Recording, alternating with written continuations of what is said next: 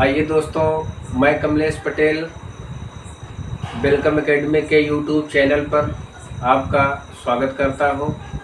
जैसे कि यहां पर बोर्ड पर आप देख रहे हैं महाविस्फोट का सिद्धांत भाग 2। पहले वीडियो में हमने ब्रह्मांड की उत्पत्ति के विषय में पढ़ाया था।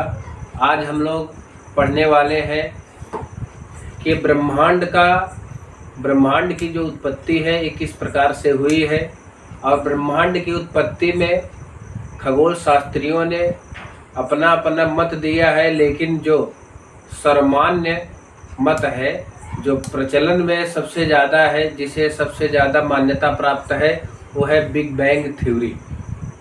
तो जो बिग बैंग थ्योरी है, इस बिग बैंग थ्योरी के माध्यम से हम लोग ये देखेंगे कि ये जो ब्रह्मांड है, जिसमें सभी जीव जंतु, सभी ग्रह, नक्षत्र, तारे इत्यादि रहते हैं, वो क्या है, इसके विषय में हम लोग जानेंगे कि इनका निर्माण, ब्रह्मांड का निर्माण कैसे हुआ है।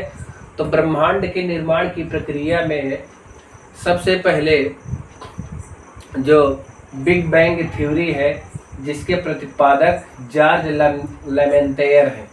तो जॉर्ज लेमेंटेयर जो थे सन 1894 में इन्होंने इस नियम की पुष्टि की, इस सिद्धांत की पुष्टि की और लोगों को बताया, और बताने के बाद यह पूरे विश्व में एक सनसनीखेज बन गई। तो उन्होंने सबसे पहले क्या बताया कि यहाँ पर सबसे पहले जो पृथ्वी है, ये जो ब्रह्मांड है पूरा एक छोटे से पिंड के रूप में था। ये ऐसे फुटबॉल से ज़्यादा बड़ा, जितना आकार हम लोग सूर्य को देख सकते हैं, एक गोले के रूप में था। और इस गोले में देखिए, इस गोले में इतना ज़्यादा दाब था, ताप था, और इसका घनत्व, और इसमें सबसे ज़्यादा गुरुत्वाकर्षण सबसे ज़्यादा था। तो दाब, ताप, घनत्व और ग्रेविटेशन के कारण गुरुत्वाकर्षण सबसे प्रबल, शक्तिशाली बल माना जाता है। और इस गुरुत्वाकर्षण ने क्या किया कि गुरुत्वाकर्षण बल के कारण ये गोले ने अपने आसपास के जो पदार्थ थे, उन आसपास के पदार्थों को अपनी ओर आकर्षित किया, और आकर्षित करने के बाद यहाँ पर इसकी जो साइज है छोटी होती चली गई, क्योंकि गुरुत्वाकर्षण बल ज़्यादा काम कर रहा था, और ताप भी ज़्यादा था। और जब यह पदार्थों को, यह पिंड अपने आसपास के पदार्थों को अपने आप में समेटना शुरू कर दिया गुरुत्वाकर्षण बल के कारण, फिर क्या हुआ, इसका घनत्व बढ़ता गया। जैसे उसमें पदार्थों के और कण अगर मिलते जाएंगे तो क्या होगा, उसकी डेंसिटी, उसका जो घनत्व है वो बढ़ जाता है।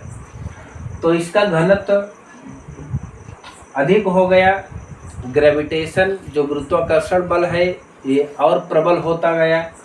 और अनंत काल के बाद बहुत समय बीतने के बाद क्या हुआ, यह जो बड़ा सा गोला था एक छोटे से बिंदु में परिवर्तित हो गया। अब जो बिग बैंग थ्योरी है, महाविस्फोट की घटना जो है, आज से लगभग 15 अरब वर्ष पहले ये घटना घटी थी। लेकिन जब यह आकार में और बिंदु के आकार में और छोटा जब हो गया, तो आज से यह घटना लगभग 13 अरब वर्ष पहले यह घटना घटी थी। और यहाँ पर आप देख रहे हैं फिर क्या हुआ, फिर इसका जो दाब था इतना ज़्यादा इसमें प्रेशर हो गया, इसका गुरुत्वाकर्षण बल इतना ज़्यादा बढ़ गया, इसका टेम्परेचर इतना ज़्यादा हाई हो गया कि जैसे बम का विस्फोट होता है और चारों दिशाओं में उसके जो पदार्थ होते हैं फैल जाते हैं, उसी प्रकार से यहाँ पर ये महाविस्फोट की घटना घटी। और फिर क्या हुआ, इसमें जो पदार्थ थे, जो धूल थे, जो गैसें थे, वो चारों दिशाओं में ऐसे फैलना शुरू कर दी। जब चारों दिशाओं में फैलना शुरू कर दी तो फिर उसके बाद ये जैसे जैसे ये फैलता गया तो इससे जो है 3 चीज़ें बाहर निकल कर आती हैं। तो 3 चीज़ें क्या हैं? तो महाविस्फोट की घटना के कारण समय का जो कि कोई गणना नहीं थी, समय निकल कर आया। स्थान अर्थात जब ये फैला तो इसमें जो है स्थान इसका बढ़ता गया।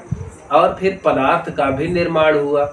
जैसे सबसे पहले इसमें जो है हाइड्रोजन गैस जो अपने आप में समेट कर रखा था, जब विस्फोट के दौरान क्या हुआ, हाइड्रोजन गैस बहुत अधिक मात्रा में, असीमित मात्रा में हाइड्रोजन गैस बनी। और जैसे कि अगर हम लड्डू ले लें, मान लो कोई बड़ा सा लड्डू है, उसको अगर हम ऐसे फोड़ दें तो कुछ बड़े बड़े उसके पार्ट, कुछ छोटे छोटे पार्ट हो जाएंगे। तो जो छोटे छोटे पार्ट है उनको तारा कहा गया, छोटे छोटे पार्टों को तारा कहा गया। और जब जो बड़ा पार्ट है वो हमारी आकाश गंगा के समान है। तो ये देख रहे हैं हमने आप यहाँ पर बनाया है, ये क्या है, आकाश गंगा है। तो इसी तरीके से ये जो बिखरे हुए हैं, अब जब इसका स्थान जैसे जैसे बढ़ता गया, आयतन जैसे जैसे बढ़ता गया, तो वैसे वैसे क्या हुआ, इसका जो टेम्परेचर था धीरे धीरे बहुत कम हो गया। लेकिन जब टेम्परेचर कम हुआ तो टेम्परेचर कम होने के बाद कहीं कहीं पर, जैसे हमने बताया कि लड्डू के जो बड़े बड़े टुकड़े हैं ना, अब तारों का जो समूह था कहीं कहीं पर, अब गुरुत्वाकर्षण बल किसी में कम, किसी में ज़्यादा, किसी में कम, इसी तरीके से होता रहा। फिर उसके बाद सारे तारे, या कह सकते हैं कुछ तारों का समूह जब इकट्ठा हुआ तो उस तारों के समूह को क्या कहा गया, आकाश गंगा कहा गया। तो दोस्तों इस तरीके से हमारी आकाश गंगा का निर्माण हुआ। अब इसके बाद हम लोग देखते हैं फिर यहाँ पर जो हाइड्रोजन गैस थी इसकी क्या भूमिका थी, इसके कारण क्या हुआ, नाभिकीय संलयन के द्वारा हाइड्रोजन से हीलियम बनना प्रारंभ हो गया। जैसे हाइड्रोजन का एक परमाणु, फिर हाइड्रोजन का एक परमाणु, हाइड्रोजन के 2 परमाणु जब संलयित होते हैं तो इस घटना को मतलब केमिस्ट्री की भाषा में नाभिकीय संलयन कहते हैं। तो नाभिकीय संलयन के उपरांत हाइड्रोजन से मिलकर हीलियम बनने लगा। तो हम लोग कह सकते हैं कि सबसे ज़्यादा ब्रह्मांड में जो गैस थी वो हाइड्रोजन गैस थी। हाइड्रोजन के कारण हीलियम बना, और जब हीलियम बना तो नाभिकीय संलयन की क्रिया में, जैसे कि हम लोग जानते हैं, अपार ऊर्जा जो है उन्मुक्त होती है, अपार ऊर्जा निकलती है। तो इस तरीके से अब हम लोग समझेंगे। ऐसे यहाँ पर आप देख रहे हैं ये आकाश गंगा है। आकाश गंगा ऐसे लगभग 24 आकाश गंगाओं को मिला ले ना, 24 आकाश गंगाओं का समूह अगर हम लोग मिला लें तो जो समूह बनेगा उसको हम लोग क्या कहते हैं, मंदाकिनी कहते हैं। इसका मतलब आकाश गंगाओं के समूह को मंदाकिनी कहते हैं। वह आकाश गंगा जिसमें सौर परिवार, वह आकाश गंगा जिसमें सौर परिवार जैसे सूर्य, ग्रह, उपग्रह रहते हैं उसे मंदाकिनी कहते हैं। मंदाकिनी की परिभाषा क्या हो गई, वह आकाश गंगा जिसमें सूर्य, ग्रह, उपग्रह इत्यादि रहते हैं। सूर्य और जैसे 8 ग्रह है तो जहाँ पर रहते हैं उसको क्या कहते हैं, मंदाकिनी कहते हैं। और जिस मंदाकिनी में हम लोग रहते हैं, हम लोग मतलब जिसमें पृथ्वी रहती है, उसे दुग्ध मेखला या मिल्की वे कहा जाता है। सूर्य के सबसे नज़दीक आकाश गंगा जो है उसका नाम है अप्रॉक्सी सेंचुरी, और हमारी आकाश गंगा के सबसे दूर जो गैलेक्सी है, गैलेक्सी माने आकाश गंगा होता है, उसे देवयानी कहा जाता है, देवयानी। तो एक बार हम लोग फिर से रिवीजन कर लेते हैं कि महाविस्फोट के सिद्धांत को बिग बैंग थ्योरी कहा जाता है। इसका प्रतिपादन जॉर्ज लेमेंटेयर ने 1894 ईस्वी में किया था, लेकिन इस नियम की पुष्टि, इसका वेरिफिकेशन जो है 1967 में रॉबर्ट वेगनर ने किया था। और इसकी जो पुष्टि है ये डॉपलर के प्रभाव द्वारा ये सिद्ध किया जाता है, क्योंकि जो साइंस है वो प्रैक्टिकल पर बेस आधारित होता है, इसलिए डॉपलर के प्रभाव द्वारा भी ये सिद्ध किया गया। फिर ये एक गोले के एक पिंड था और उस पिंड में ग्रेविटेशन, गुरुत्वाकर्षण बल ज़्यादा था, जिसके कारण वह अपने और आसपास की सारी वस्तुओं को समेटकर संकुचित हो गया, एक बिंदु के आकार में हो गया। और आज से लगभग 13 अरब वर्ष पहले ये महाविस्फोट की घटना घटी और इसमें अपार ऊर्जा, अपार ताप, दाब और घनत्व और ग्रेविटेशन के कारण इसमें विस्फोट हो गया। विस्फोट में फिर ये गैस, धूल, बादल इत्यादि जो है चारों तरफ फैलने लगे, जिसे निहारिका कहा गया। और निहारिका की ही मदद से आकाश गंगा का निर्माण हुआ। और इसमें छोटे छोटे तारे हैं, छोटे छोटे तारे जो दूर दूर पर हैं, उसमें कम ग्रेविटेशन है, जिसके कारण वो कलेक्शन नहीं बना पाए।